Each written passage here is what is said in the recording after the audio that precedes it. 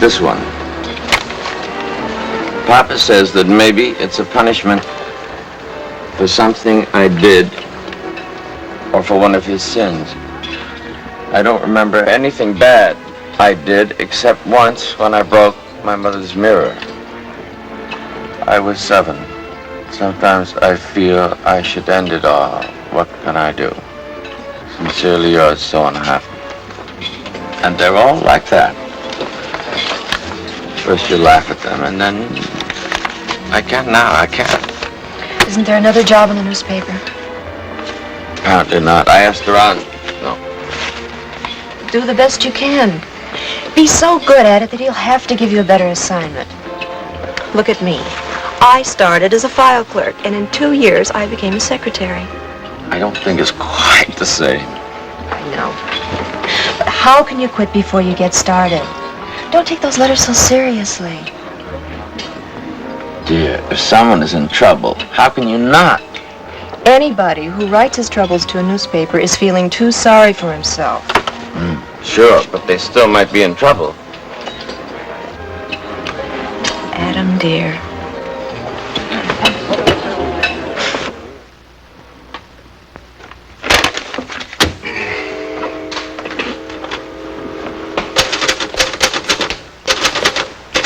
You were a man of honor, so I presume you're not working to impress me.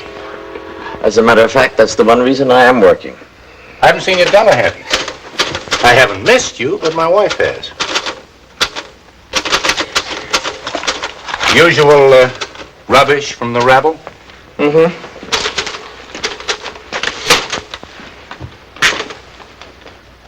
First week you were here, Miss Lonely Heart, you knocked out a column and 24 answers a day. The next week, it took a little longer.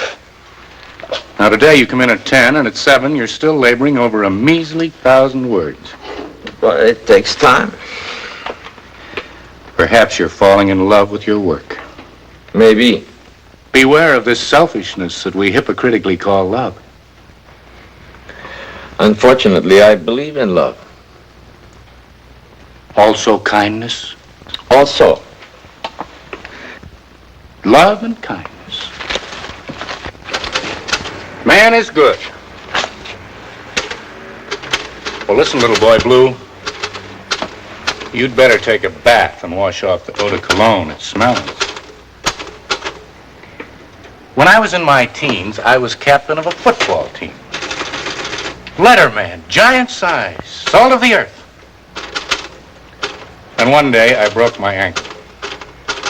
For 2 weeks, the boys and girls came around to wring my hands and autograph the plaster cast.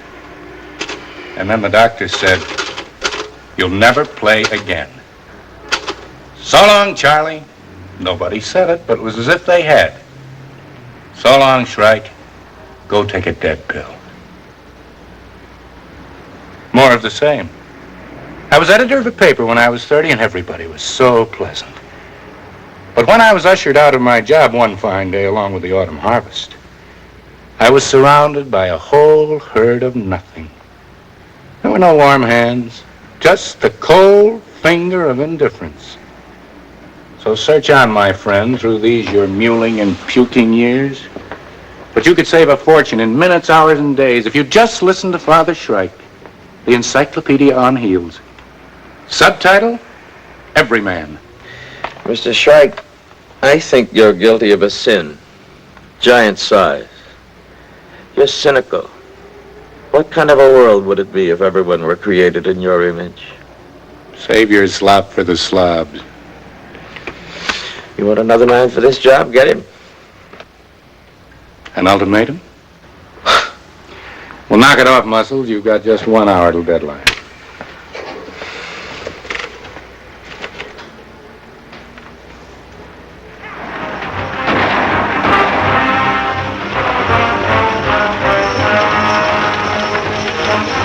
Turn down, little son.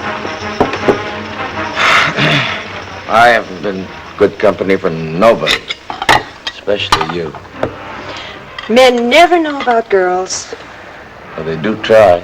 but they don't know. Girl starts thinking about boys when she's 4, maybe 5. Boys don't think about girls so early in life. Oh, they have their frogs and tree climbing, stone kicking, cowboys and Indians. They do? Then when a girl gets to be 13 or 14, oh, she gets the idea they have some sort of interest. They have. Maybe. They're still more interested in baseball and basketball and football and all those other games, except the one you want to play. Then suddenly you're old enough and so are they, and they're after you. They're after you? But now you want marriage and they want something else. Then if you're lucky, you get a proposal. Maybe even a ring.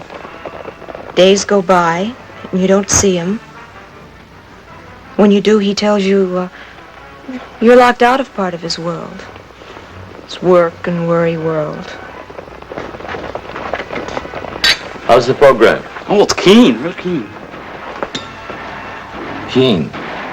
Dear, I want to know what you're doing and what you're thinking. Is that wrong? No, darling, it's not wrong.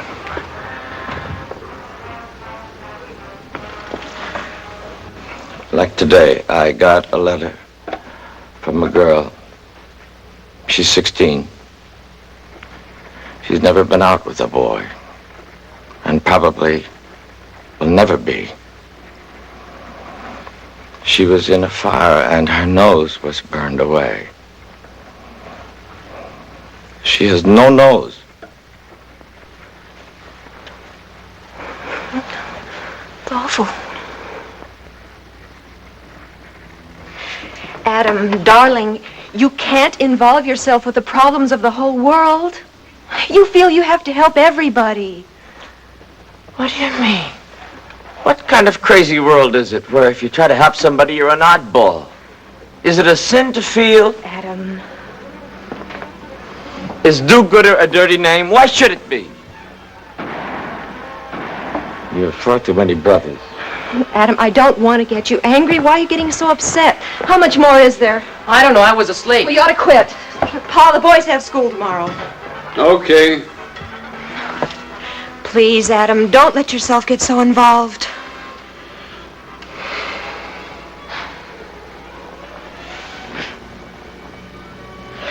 You're right. You're right. You're right. You're right. You're absolutely right. Well, what can I do? I'll just plain go to Shrike and I'll ask him for a different job. And if he says no, well, let him fire me. I'll bet there's a million jobs you can do on that newspaper. See you tomorrow? Yes, sure. Same place.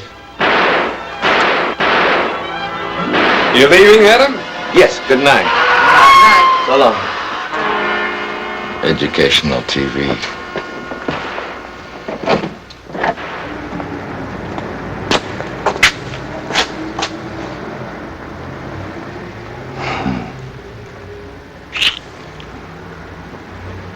Good night. Don't forget, you can do anything.